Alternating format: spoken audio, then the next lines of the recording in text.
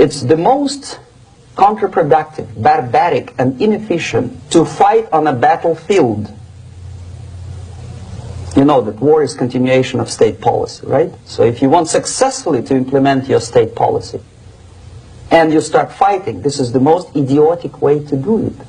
The highest art of warfare is not to fight at all, but to subvert anything of value in the country of your enemy, until such time that the perception of reality of your enemy is screwed up to such an extent that he does not perceive you as an enemy, and that your system, your civilization, and your ambitions look to your enemy as an alternative, if not desirable, then at least feasible. Better red than dead.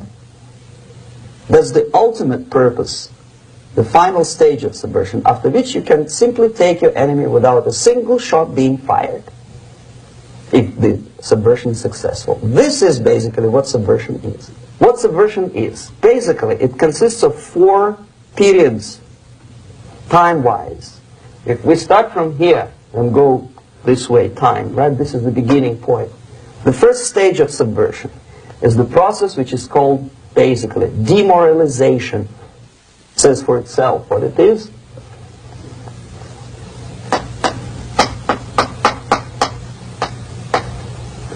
It takes from say 15 to 20 years to demoralize a society. Why 15 or 20 years? This is the time sufficient to educate one generation of students or children. One generation, one lifetime span of a person, a human being, which is dedicated to study, to shaping up the outlook, ideology, personality. No more, no less. Usually it takes from 15 to 20 years.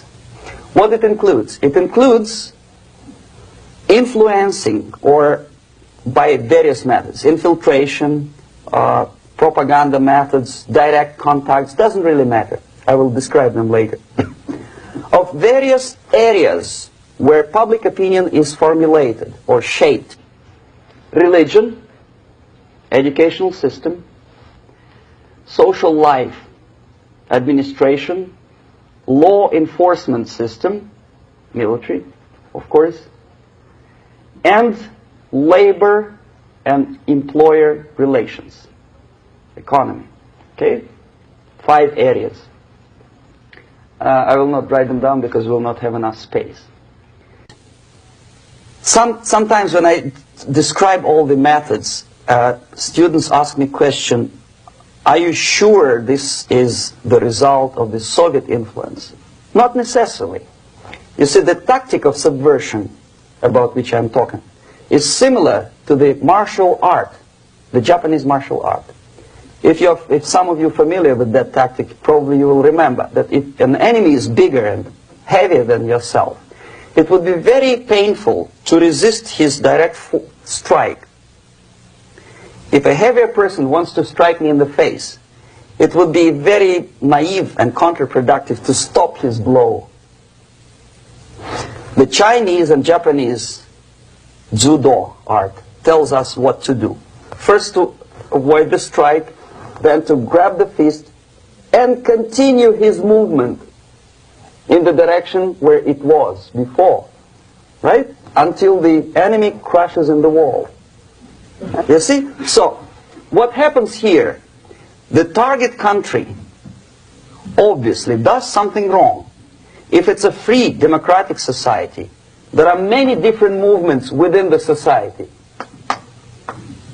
There are obviously, in every society, there are people who are against this society. They may be simple criminals, ideologically in disagreement with the state policy, conscientious enemies, simply psychotic personalities who are against anything.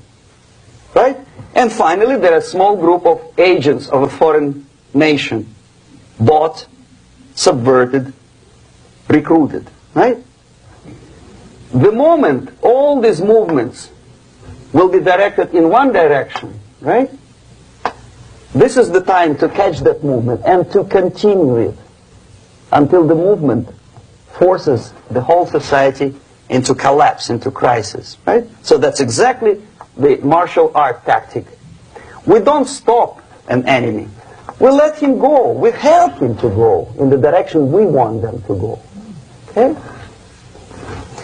So, on the stage of demoralization, obviously there are tendencies in each society, in each country, which are going to opposite direction from the basic moral values and principles. To take advantage of these movements, to capitalize on them, is the main purpose of the originator of subversion.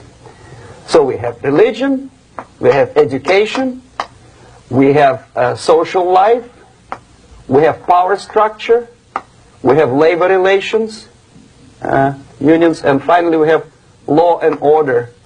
1, 2, 3, 4, 5, 6.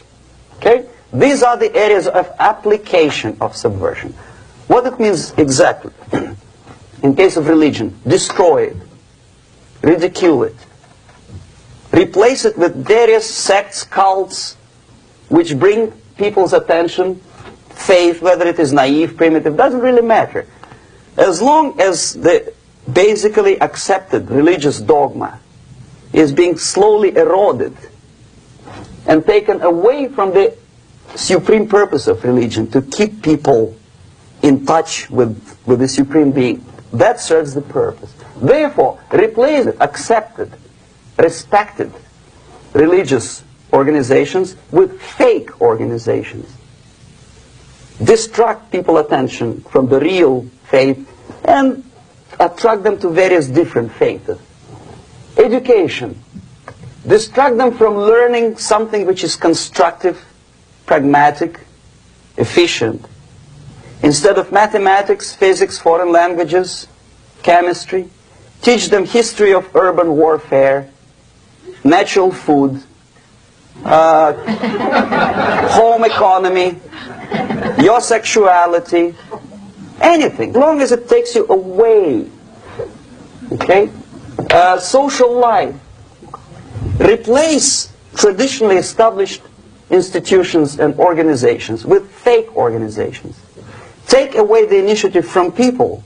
Take away the responsibility from naturally established links between individuals, group of individuals, and society at large, and replace them with artificially, bureaucratically controlled bodies. Could be stopped right here, both as an expert and as an import. And that takes one step, one very important thing to do.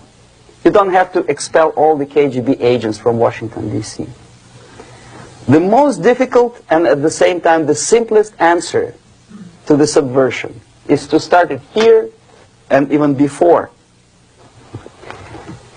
by bringing back the society to religion, something that you cannot touch and eat and put on yourself, but something that rules society and makes it move and preserve it.